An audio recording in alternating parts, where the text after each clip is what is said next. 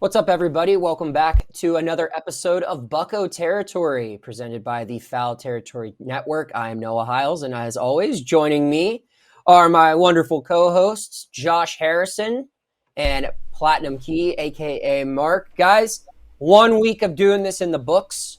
How we feeling? Feeling excited. I liked how the first week went. I thought we Yeah. covered some pretty cool topics. Just gave an idea of what to expect. I'm excited for what's to come. Just getting into the flow of things. Only going to get better from here.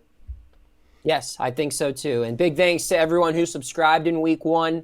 Want to remind those people watching at home who haven't subscribed, hit that subscribe button on our YouTube channel and anywhere else where you listen to podcasts, Apple, Spotify, wherever. Subscribe so you can get our content and follow us on our social channels. We have an X account right now at Bucco Territory. Be sure to subscribe, follow there. We have some fun stuff planned ahead for that account, in addition to some good clips you can see of our show. Guys, very simple topic to get into here. Didn't even feel the need to introduce what we were going to discuss on the show before I introduced you guys, because this is, I would say, probably the biggest story in sports right now. Definitely the biggest story in the world of baseball. This weekend, it was announced that two Major League Baseball players, Emmanuel Clase and Luis Ortiz, were indicted on charges for allegedly being linked to illegally betting on games that they were participants in. There are a lot of really good, extensive reports on this situation. ESPN's been all over it. The Athletic's been all over it. I recommend anyone who's interested in baseball giving a read to the reporting from the likes of Zach Meisel, Jeff Passan, and others as well. Ken Rosenthal, I believe, has contributed to some reporting here. And I apologize to the others who also contributed, because there's a lot of really good information on this, some great journalism. It's kind of cool from my end to see that us baseball writers, we're not just writing about games, that we're capable of doing some good journalism these days. And I want to talk about this journalism and just this overall situation. Gambling in baseball, it's gone back for over 100 years. Obviously, the infamous Chicago Black Sox fixed a World Series, 8 men out. They made a movie about it. Those guys banned from baseball. Pete Rose, it's the reason he's not in the Hall of Fame. Tucupita Marcano, former Pirate, was banned from baseball just last year. And now we have this. And this was an interesting scenario because in all other instances, it feels like those things happened and were discovered after they were happening, right? This incident was discovered in the midst of the season in which it was taking place. And these guys were put on paid leave mid-season as their team was competing to win a pennant, and ultimately did. They found a way to win the division without them. And then the season ends less than a couple weeks after the World Series is played. We get this bombshell report where they're not just facing discipline from Major League Baseball. These guys could be potentially doing decades of time in prison. So I obviously, a lot of people have strong opinions on this, but we have access to a Major League Baseball player who I'm sure, Josh, we hear all the time, first day of spring training, they read you Rule 21. They tell you about that rule, do not bet on baseball. I've got a couple questions about this story for you, but my first one is just, what was your reaction to this news? Um, Definitely shocking. Definitely not anything you want to be in the news for, especially for any sport. We've done a lot over the years to try to clean up our game and, not have any of these outside factors. Even with the, whole steroid era and all that, that's why we got testing and, a lot of these, and there's still people that are, testing positive for steroids. When we Mm-hmm. get the same, spill every spring or whatever about, taking supplements given by the team. And, Rule 21, as you said, is something that has gone over every spring. Um, They even put out, like a little video that we watch, just to make it interactive, or, just to make sure it's something that will grab your attention. Because, even for, 99% of the guys sitting in that locker room when watching it, you know, aren't going to do it. But I mean, this case right here shows that there are still people out there that could potentially be putting themselves in a situation that otherwise, they shouldn't. Yeah. And it's mind-blowing to me that this is still happening, right? And it also makes me wonder how often this happened before sports betting was legalized, right? Like how many players got away with this before we had the technology to track these certain things. But then on the flip side, gambling is impossible to avoid now. Josh, even back when you were playing, which wasn't long ago, it was still kind of taboo, right? I mean, it wasn't federally legalized, or it's still not federally legalized, but it wasn't legalized anywhere really, except for like Vegas and Atlantic City for the bulk of your career. And I'm sure, people still bet on sports a ton back then. Not saying like active players, but people had bookies, people would go to racetracks, people would go to Vegas. But now it's even in that athletic article, if you read to the very bottom of that very extensive detailed report, the Athletic had to give full disclosure. They have a partnership with BetMGM. I am a part of other shows that have partnerships with other sports books. I'm sure Foul Territory even has partnerships with sports books. And so everyone is involved with this now. Major League Baseball, every stadium you go to, there is a sports book ad on the outfield wall, or some of them even have sports books attached to their stadium. You can place a bet before heading into the game. You can bet on the game as you watch from home in the middle of the game. And that's how this came to be. In 1970, you couldn't bet on every pitch. You couldn't bet on if it would be a strike or a ball. You couldn't bet on the velocity of it, right? Now you can. We can catch it, right? We have the technology to see, okay, $11,000 were just bet on the first pitch of a fourth inning offering. But you can bet on that stuff. Not as much money anymore, right? I was just about to say, yeah, rule was just $200 passed. limit. Yeah. Yeah. But Josh, I want to ask you about that. Is this, have we gone too far? Was this inevitable when you get in bed with sports gambling because it's such a prominent part of our sports society now? Was this bound to happen? Oh, for sure. I mean, I can't say at the forefront it's anything that anybody would specifically detail like this, but looking at it, for sure, you can bet on every pitch.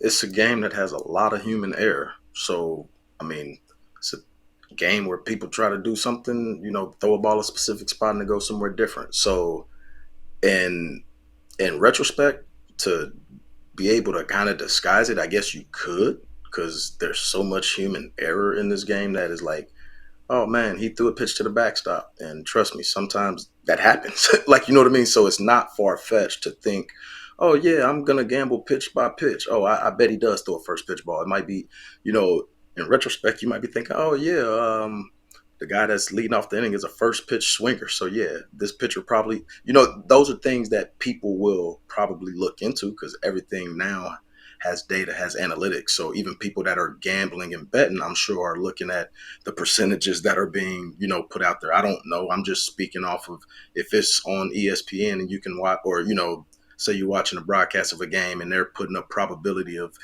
base hit with a 1-2 count and showing these things, I'm sure people are betting on these things. So as I said, for it to happen, I don't think it should be anything that is surprising now looking at it, because as you said, even before then, people were, maybe, connected to a bookie or somebody gambling. So I don't think it's anything that, just like I said, steroids, we've cracked down on that, but there are still going to be people that do steroids, unfortunately. And this is another case of just like gambling, we go over Rule 21, but unfortunately, there's still some people out there that might be considering doing, something that we're, otherwise told not to.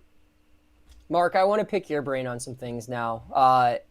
people know Mark because he runs a good Twitter account, but a lot of people don't know Mark is a lawyer.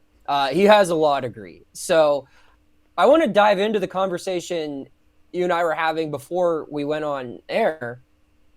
The sloppiness, the paper trail here. As someone who's been a part of reviewing these things, you're an expert in essentially finding paper trails, knowing the documents and being able to connect the dots on things. It's rather jarring how careless some of these things allegedly, or the way they went about these things allegedly, I should say.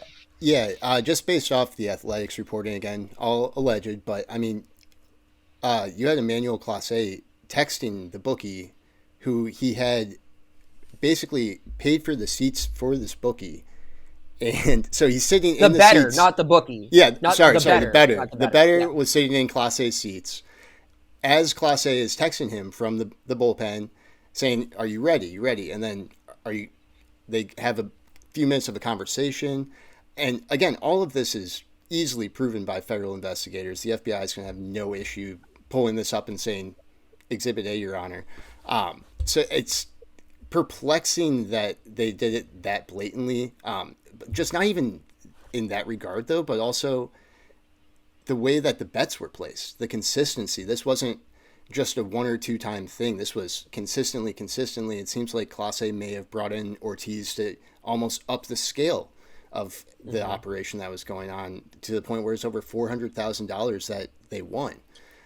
And the other perplexing aspect of this is just the kickbacks that they were getting. It seems like minimal numbers. I saw one payment of $5,000, one payment of $7,000. Yeah. And so it's just that sum of money for the liability that they put themselves in now, let alone professionally, but legally, is just astounding. Yeah, I mean, you look at the earning potential athletes have now, especially with social media and brand deals. You can make a $2,000 side hustle legally. Yeah. So much easier. Your agency could set that up for you in a day, it feels like. Josh, I want to get back to you on this. Put yourself in the shoes of a player on the Cleveland Guardians right now.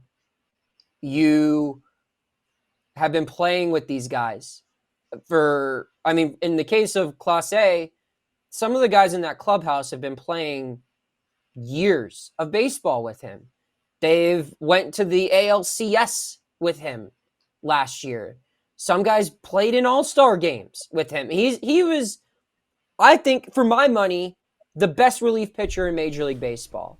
He was third in Cy Young voting. Yeah, he was third in Cy Young voting last year. And then Luis Ortiz is a guy that they traded for who had 5+ years of club control.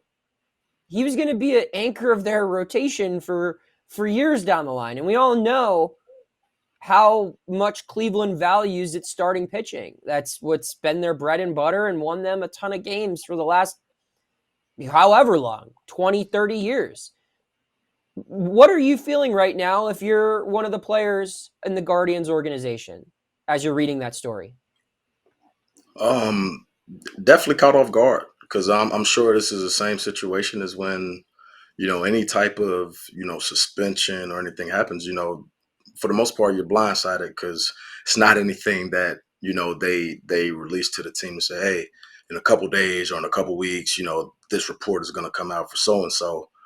So as all of us are learning, they are also finding out at the same time. And I'm sure there's a lot of, questions that, guys have. But at the same time, I know there's a leader or a couple leaders in that clubhouse that are going to have to understand that, hey, we still, as you said, made the playoffs without these guys. Not that these guys, when they were here, weren't our, teammates and brothers, but it's just a case of you never know what somebody's involved in and what they got going on or what they could be involved in.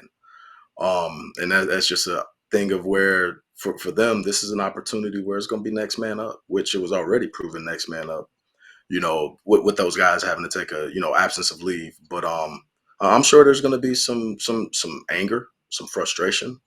I'm sure there's going to be some people that are hurt. Because trust factor with a lot of guys are going to be broken.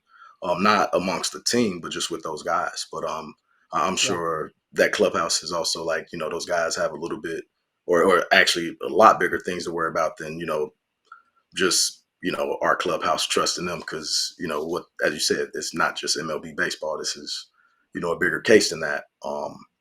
But I know Stephen Vogt is a guy that's been around the game quite a bit, so I don't think it's anything that he won't be able to get to the forefront, because Stephen was a catcher and has jumped right into that job, and I think done a pretty good job of managing those things. But this is just one of those cases where there's some outside noise that they're gonna have to quiet down. But I think this is something that's going to continue to go, because there are going to be guys that could potentially be brought in for questioning that probably don't know Yeah. a thing. I want to be clear before I ask this question that I'm not comparing what I'm about to bring up to what's currently happening to players who were part of the Guardians organization. But Josh, you talked about how there are things that happen involving players in the same clubhouse and you have no idea, and that things will get brought up mid-season and people are completely caught off guard. I think an example of that, and obviously, like I said, on a lesser scale on so many different levels, was when Marte got popped for PEDs. What would that have been? 2017? 2016, Um, 2017? seven, 17. We 17. were never forget, we were in St. Louis. That was the season Yeah. that they had moved Kutch to right. Yes. And Can you tell me about that experience? Because I mean, that was like you said, they moved the face of the franchise to right field because Starling Marte was supposedly going to make you guys better in center field. And he was the star prospect who was going to become the next superstar. And you lost your star player for something that no one really had an idea that was going on. yeah, we were in St. Louis. I'll never forget.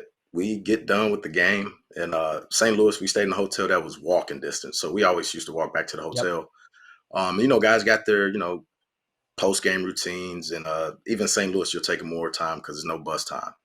And I remember me and Kutch walk back, to the hotel. We kind of take our time because neither one of our wives are there. And I remember we see Marte as we're walking out and thinking nothing of it. He's out in the hallway, just like anybody may have been, all right, see you tomorrow. And, we know nothing of it. And Kutch gets a call that morning. I'm pretty sure from, like Clint right after it broke. I think Clint was like, hey, Kutch, we just found out it's announced you're playing center field. And that's when the team found out, like when it was announced. But we got to the field that day. Marte had to address us and speak to us. But a lot of us, as I said, none of us knew.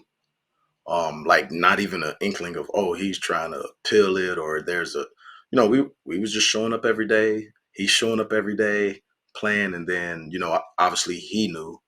But it's one of those things where you really are blindsided. You're caught off guard. You got questions, but at the same time, time doesn't stop. You got other guys in that clubhouse that y'all gotta strap it up and put it together every day. Yeah. And again, want to reiterate one more time, not comparing Starling Marte using PEDs to what Clase and Ortiz are alleged to be doing, but just the element of how that can impact a team Yeah, midseason and like just just how news is said. yeah, and I'm sure there's probably an element of you where it's like there's part of you that moving forward always had some curiosity. It's like I wonder what's going on that I don't know about. Or you notice times like, dang, you know what? I do remember certain games that he just wasn't himself, or whatever's like, Mhm. man, maybe it was weighing on him. There was nobody he could Yeah, tell. And as I said, it's always bigger than the game of baseball because that's somebody's life. right. And as much as we want to feel or say this, that person got a whole other thing that we wouldn't even fathom dealing with. That as I said, those guys in the locker room are going to have to band together and keep pushing. On the note of this being someone's life, I think we can wrap up this week's show here. There are other things that we plan on talking about today, but I feel like this is just a great single topic episode because it is the single topic in the baseball world. We could talk about Mitch Keller and some awards and other things on other episodes. We've got plenty of them to come. I want to talk about Luis Ortiz for a moment because I covered this guy. I feel like I got to know him a decent amount. I'm not going to sit here and act like I had an amazing relationship with him, but Luis Ortiz was, and Josh can kind of attest to this, when you're a Latin ball player, you don't feel comfortable maybe speaking English to every media member because you have to build a certain level of trust with guys who will take you out of context or maybe just who won't give you the benefit of the doubt or allow you to maybe expand on things and say, are you sure you got that right there? And Luis and he was probably the first Latin ball player who granted me that trust and would talk to me in his second language. And that meant a lot to me. And he shared some things about his game, just about his personal life. And I always thought Luis Ortiz was a really sweet man. He was a kid who had insane talent, got some humble pie thrown his way early in his big league career. The Pirates moved him to the bullpen, and he embraced that role. He ended up being like a 3.5 win player in 2024 when they moved him into the rotation. I thought he was going to end up being a big staple for the Pirates rotation moving forward. Candidly, I was kind of pissed when they traded him because I thought that he added a lot of value here, and I thought that he was one of the guys I really enjoyed interacting with in that clubhouse. Although there was still a language barrier.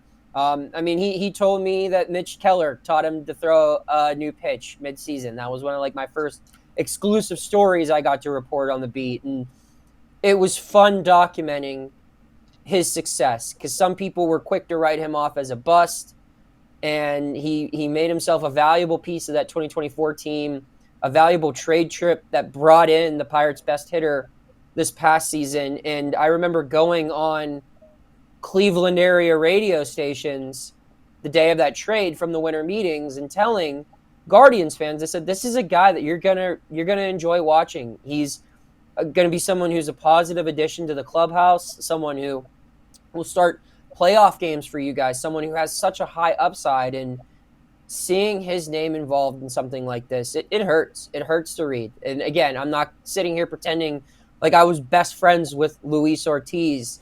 But when you cover Major League Baseball, Josh, you know it. I mean, reporters, they see the players more than they see their families and vice versa. Like you're around each other a lot. You get to build relationships with some of these guys. Some of them want to start a podcast with you down the road. It's kind of cool. But on a serious note, though, with Luis Ortiz, it sucks to see this. If he was a part of it and these allegations are true, then he deserves everything he has coming to him. He made a very, very stupid decision, and he should have to pay for that decision. But selfishly, it pains me to read that name in this type of story. And it also pains me to read, I never interviewed Clase, but as a baseball fan, it pains me to read this about a guy who, if he kept doing what he was doing, might have been in Cooperstown one day. Or at least might have been able to live with the legacy of being, an elite closer that when we would look back in the 2020s, we would review his contributions to baseball the way we look back at like how Eric Gagne contributed as a reliever in the early 2000s or Chapman for so long, or someone that he would have been in that same conversation. And now, due to just selfish and stupid decisions that he's alleged to have made, he's going to be remembered for something totally different, and he's going to have to pay a hefty price. And that is just a true shame that you could take something that we all love, the game of baseball, and use it to make decisions like that. So, and speaking, that's of that, all I have quick, to say. Yeah, go ahead, Mark. Noah, I think it's nice to see MLB respond already with the limiting prop bets to $200 max bets. Yep. I think prop bets are kind of the root of all of this. I mean, it's happening in the NBA. It's all been the prop bets, so it's going to be interesting to see how regulators respond to that, how the leagues respond to that, because it's not your 1919 betting anymore, where it's just win-loss, throwing games. It's all these minutia that comes with the advanced analytics to spot it, but it's a whole new can of worms, brand new problem. So we'll see. Yeah. I mean, hell, or Clase was doing this routinely, allegedly, was doing this routinely, and was still the best in the world at what he was doing. So when you're able to do something like that, and had it not been for this advanced technology that sportsbooks have, we would have never known. Probably would have never known. No. Yeah. And the sad part is, I'm willing to, pun unintended, I'm willing to bet that there's going to be more stuff like this before this is all said and done. There might be, maybe not connected directly to this operation, but this won't be the last instance we read of. Not in baseball, not in basketball. This stuff's going to keep happening. And I really, really hope that people who love playing the game of baseball, people who worked as hard as Josh Harrison did and all these other athletes did to maximize a dream that we all had when we were a little kid, to play the game in the biggest stage, to waste it on something so stupid and so insignificant is a true tragedy, in my opinion. And I hope that people see this story and think twice if they ever have an opportunity to do some of these other things. So, no, I totally agree. Yeah, I totally 65 agree. years is a pretty big deterrent, hopefully. So it's one of those things where it's like a parent. You tell your kid something, that's what those meetings are in spring training. Nobody wants to do them every year, but I mean, as we see, they are important because there's somebody out there that really possibly needs it. So, as you say, it definitely hurts, definitely for the game of baseball, just to have this in the news. But we will get through it. Yeah, we will. And the good news is we're going to get to talk about more of the actual game of baseball the next time we record this show. We've got some good stuff coming up for Thursday's program and everything else down the line. He's Josh Harrison. He's Platinum Key. I'm Noah Hiles. Thanks for tuning into this week's episode. Be sure to subscribe to this channel if you don't already, and give us a follow on social media at Bucco Territory. We'll see you again Thursday. Stay tuned.